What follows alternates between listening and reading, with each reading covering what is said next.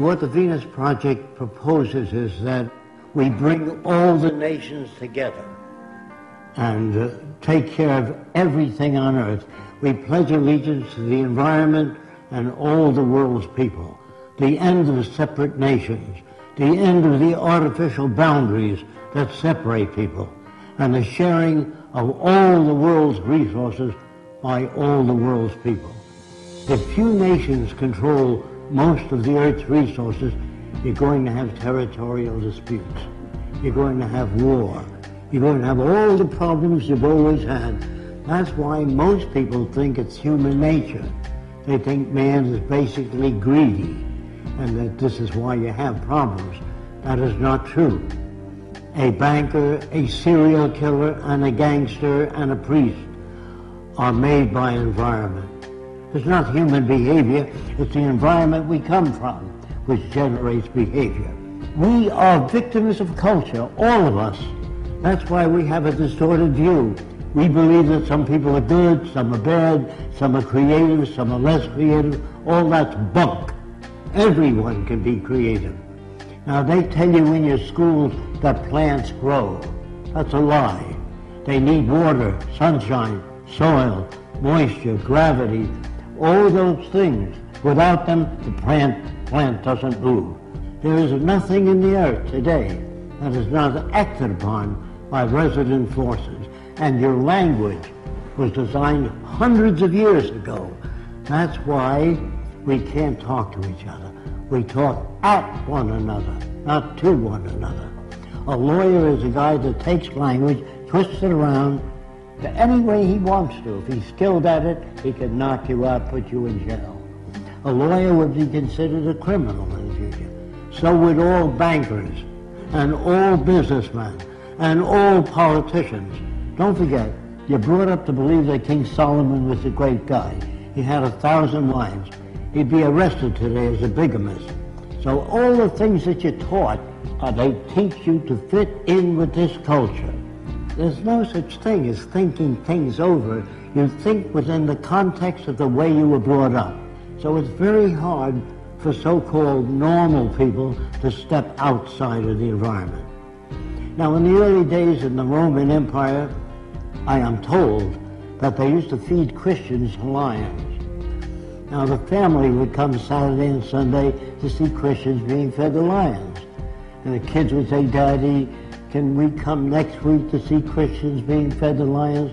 Daddy would say, "If you behave yourself." Are these kids sick? No. They're normal to that culture. There are no good or bad people. There are no corrupt people or dishonest people, creative people, lazy people. All that's bunk. If you're raised in a society that understands human behavior, you don't have those variations. You can block them through education. You must design for human comfort, and you must design cities with art centers, music centers, cultural centers.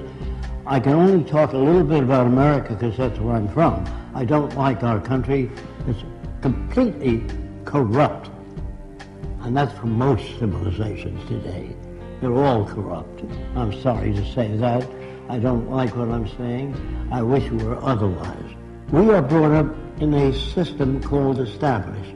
Established means it serves the interest of the lead group, the control group.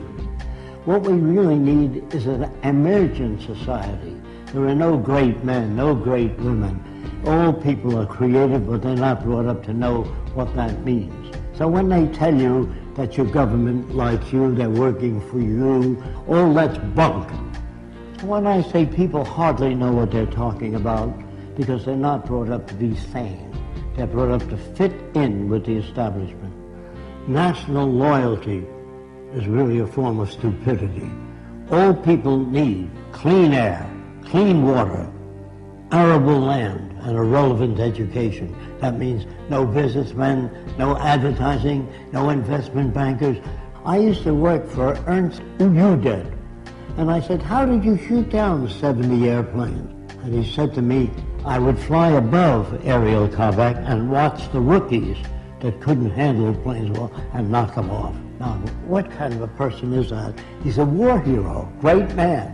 They're bums and Stupid people brought up by an arrogant society that doesn't give a shit about anyone else but the established institutions. Man, this includes me, cannot think or reason. When your car veers to the right, you don't kick it and beat it up. Either your tire pressure's uneven or something's wrong with the steering column. You try to understand. When children beat up other people and hurt other people like a bully, that's part of their conditioning, their associative memory, the system they live under, which doesn't correct that. Schools do not teach you much. They're mostly concerned with propaganda. Most schools don't teach you how to live, find meaning in your own life, how to disagree without getting angry. What is really needed is the intelligent management of the Earth's resources for the benefit of everyone. Now, the only way you can do that is through technology.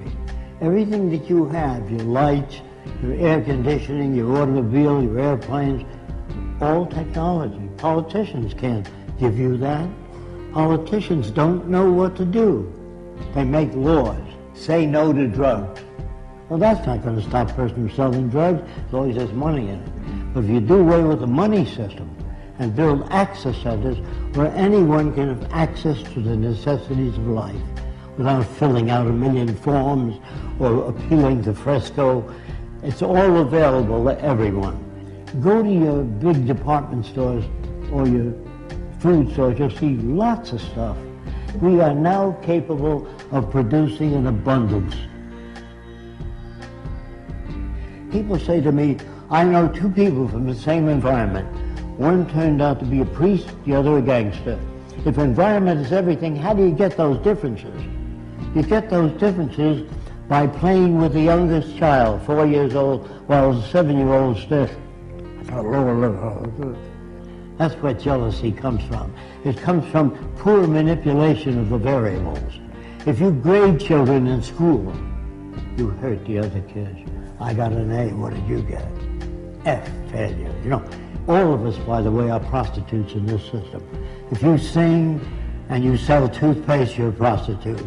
If you get up and you say, I got just the house you're looking for, you're a prostitute for the establishment. So there's no good or bad people now. We're perfect reflections of the culture we live in. Again, I'm sorry about that. How can you pray to a God? How can you talk to God? They think, due to ego problems, that they're specially selected. The Jews are God's chosen people. The Germans are the master race. You know, all these little egocentric people think that they're put here to lead the world into a better direction. Galileo found seashells on the mountaintop. He took it to the Catholic Church, and he said, maybe the mountain was once under the water and was pushed up. And the church said, no, the devil put that stuff there to confuse you. So the world you live in is as full of shit as a Christmas turkey. And you're not about to talk to people and turn them around. You have to demonstrate it. So I don't say science is perfect, but it's closer to our problems than any other system. People really don't know what to do, so they put up a sign, thou shalt not steal, don't be dishonest. That doesn't change people. All money systems, as they begin to collapse and change, they move toward fascism. It's part of the history of civilization to move in that direction. The wealthy people try to protect what they have. I went to the South Seas when I was 21. Everybody on the island was nude, except when men climbed trees. They wore kind of a jockstrap to prevent their balls from being caught in the branches. So everybody walked around nude. And the interesting thing about it is I never saw a native stare at a girl's body, only her eyes.